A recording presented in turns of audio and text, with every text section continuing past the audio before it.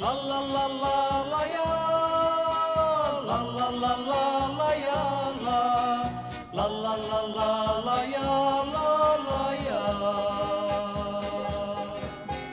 La la la la la ya, la la la la la ya, la la la la la ya, la ya. Era um grupo de pessoas de vários tipos, de intelectuais, de artistas, de estudantes, lideranças de bairro, pessoas ligadas a partidos clandestinos na época. E nós fizemos aqui a primeira campanha, naquele momento, para eleger um deputado. Foi um movimento conhecido como Oposição para Valer. A ideia, no início, não era nem eleger ninguém, mas fazer um movimento que desse continuidade a trabalhos de educação que já vinham sendo feitos, que envolviam o Laborarte, envolviam as Irmãs de Notre Dame, um trabalho de educação de base que já discutia a implantação da ferrovia Carajás aqui na ilha. Depois de eleito esse deputado, um grupo insatisfeito com a avaliação que se fez da eleição e os rumos que as coisas tomaram, decidiram fundar uma sociedade de direitos humanos. Era a questão da liberdade democrática e também por uma necessidade que tinha da sociedade civil ter uma organização própria para enfrentar esta realidade. Nos 80, você tem o auge dessa violência contra os camponeses, com a chegada da Alcoa, a Vale do Rio Doce, os chamados grandes projetos, né? Então todo esse momento muito doloroso de expropriação dos camponeses.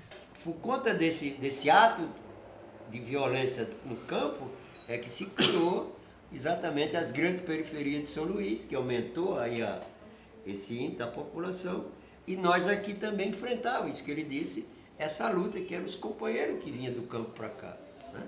Se lutava pela anistia, se lutava contra a caristia, se lutava contra a ditadura, contra a tortura, contra as prisões, se lutava também pelos direitos dos indígenas.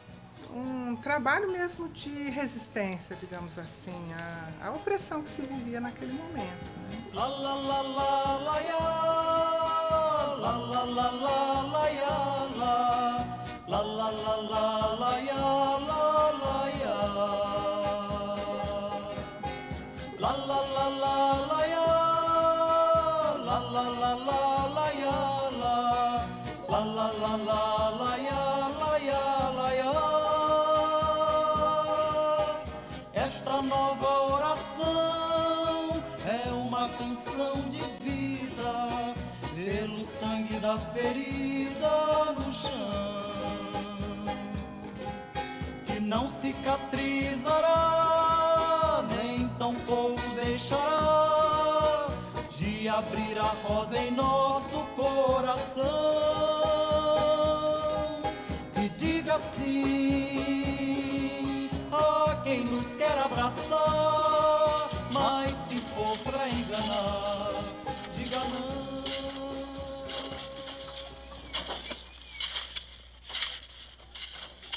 A década de 80 foi um contexto de inúmeros conflitos agrários, pipocando em todas as regiões do estado do Maranhão.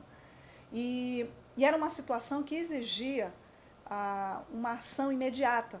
Se constatou que a maior parte das violações de direitos humanos no Maranhão ocorriam no campo e que havia um imenso vazio de atuação das entidades de defesa dos direitos humanos. Então a entidade passou a se voltar para essa realidade. Daí surgiu principalmente o projeto de assessoria jurídica, que era o PAG, o PTA, que era um projeto que cuidava principalmente da realidade dos extrativistas, especialmente as quebradeiras de coco, e logo depois o projeto Vida de Negro. O humano quer ser humano. A questão do babaçuda não havia sido colocada por nenhuma organização. Não era ponto de pauta a questão do extrativismo, não é? Então foi a Sociedade de Direitos Humanos que primeiro pautou a questão das quebradeiras de coco babaçu aqui no Maranhão como uma questão importante para a economia das trabalhadoras rurais e colocando também a questão do extrativismo como um eixo importante na questão da reforma agrária. A sociedade começa, juntamente com outras entidades, a partir de então, a dar um outro olhar, uma outra interpretação a essa realidade das mulheres quebradeiras de couro. Isso resulta num processo que hoje é conhecido nacional e internacionalmente, que é a luta das mulheres quebradeiras de couro no Brasil. O humano quer ser humano.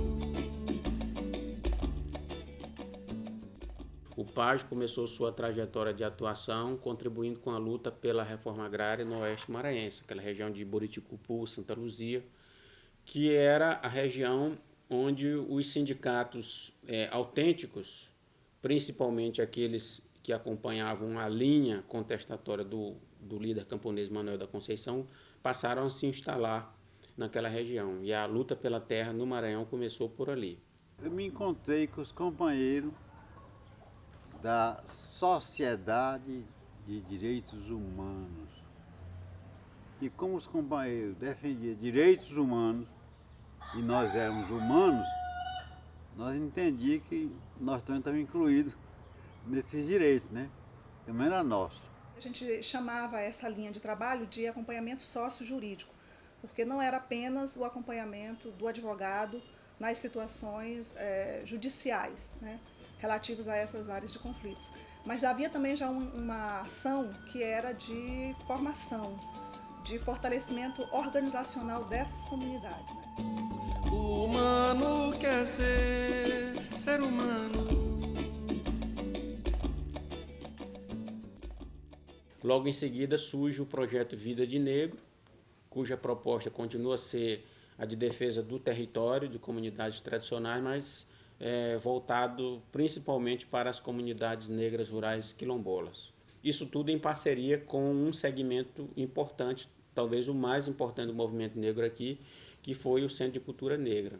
Esse projeto, né, que viabilizava naquela época o mapeamento das comunidades de quilombos no Maranhão, que foi o mote para que o Brasil todo reconhecesse que existia quilombo. O quilombo de Flechal foi o primeiro quilombo reconhecido a nível de Brasil. Então ele foi uma porta de entrada para que outros estados e outras comunidades pudessem reivindicar seu próprio direito. Então a Sociedade de Direitos Humanos foi importante nesse processo, porque conseguiu fazer com que o Brasil reconhecesse a importância de Flechal.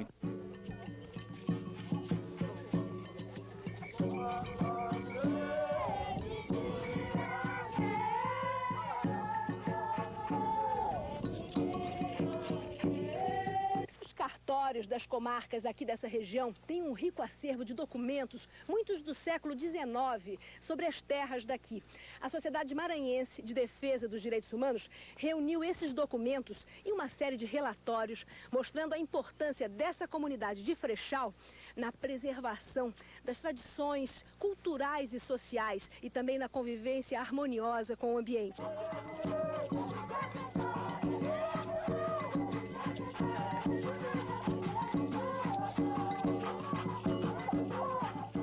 Flechal, no Maranhão, ele passa como um marco histórico de organização política das comunidades de quilombo no Brasil. Era Mané, era Pedro, era João, mandioca, milho, farinha e feijão, terra lavrada com as mãos de amor, é terra santa, é terra sem senhor.